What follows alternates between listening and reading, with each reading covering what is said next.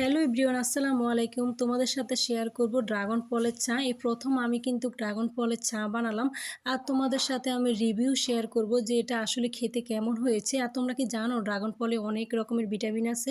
এটা কিন্তু মানে প্রচুর পরিমাণে অনেক আয়রন আছে। যাদের ডায়াবেটিস তাদের ডায়াবেটিসের জন্য অনেক নিয়ন্ত্রণ করে এই ফলটা। তাছাড়া হৃদরোগের ঝুঁকি কমায়, ক্যান্সার প্রতিরোধ করে। তো চলো আমি প্রথমত ড্রাগন ফলটাকে এখানে খোসাটা ছুলে তারপরে এখানে এক পিস ড্রাগন ফল নিলাম। এটাকে আমি সুন্দর করে ছুরি দিয়ে ছোটো ছোটো করে টুকরা করে নিলাম। তোমরা তো ভিডিওতে দেখতে পারতাছো।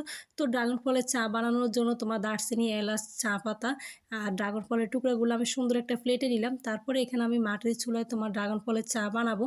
তো এখানে পানিটা যখন ফুটিয়ে আসবে তখন আমি দিয়ে দেবো ড্রাগন ফল, তারপরে দিয়ে দেবো দারচিনি, এলাচ। তারপর 10 মিনিট যখন ফুটিয়ে আসবে তখন লাস্টে দিয়ে দেবো তোমার চা পাতা। তোমরা ভিডিওতে যেমন দেখতে পারতাছো ঠিক ওইভাবে তোমরা বানাবে।